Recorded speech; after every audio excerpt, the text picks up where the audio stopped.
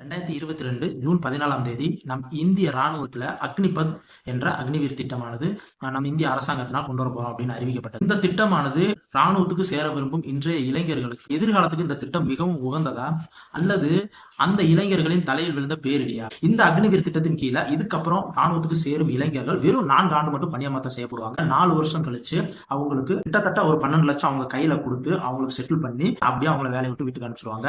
இதுதான் இந்த அக்னிபத் திட்டத்தின் கீழ் ராணுவத்துக்கு வேலை செய்யற இளைஞர்களோட இன்றைய நிலைமை. இதுல முக்கியமான விஷயம் என்னன்னா, அந்த 4 வருட முடிவுல ஒரு 25% சோல்ஜர்ஸ், மிகவும் திறமை வாய்ந்த சோல்ஜர்ஸ்களை அப்படியே வேலையில கண்டினியூ பண்றது தக்க வைக்கப்படுவாங்க. மீதமுள்ள 75% சோல்ஜர்ஸ வீட்டுக்கு அனுப்பிச்சிருவாங்க. இந்த திட்டத்தை குறித்ததான என்னுடைய கருத்தும் என்னுடைய கேள்விகளும் என்ன அப்படின்றத குறித்து பார்க்கலாம். நம்ம இந்திய அரசாங்கமானது சொல்லுது, இந்த அக்னிவீர் சோல்ஜர்ஸ்களுக்கு 4 வருஷத்துக்கு அப்புறம் சிஏபிஎஃப் அழைக்கப்படுற அந்த பேராமிலிட்டரி போர்சஸ்ல சேர்றதுக்கு முன்னுரிமை அளிக்கப்படும் அப்படின்னு சொல்றாங்க.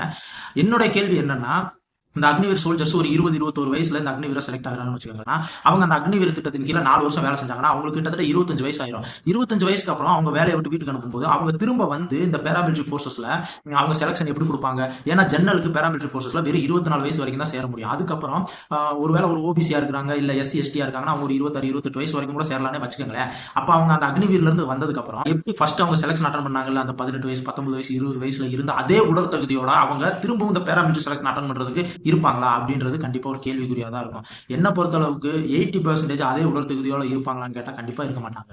எதுக்கு ஃபர்ஸ்ட் ஒவ்வொரு செலக்ஷனா அட்டன் பண்ணி கஷ்டப்பட்டு ராணுவ ஆர்மில அக்னிவீரா சேர்ந்து 4 வருஷம் வேலை பார்த்து அதுக்கப்புறம் அவங்களை வீட்டுக்கு அனுப்பிச்சிட்டு திரும்ப கஷ்டப்பட்டு செலக்ஷன் அட்டன் பண்ணி இந்த பேராமிலிட்டரி போர்சஸ்ல சேரணும்? இதுக்கு ஸ்டார்டிங்லேயே ஆர்மில சேர்றது போல பேராமிலிட்டரி போர்சஸ்லயே சேர்ந்துடலாமே. அந்த அக்னி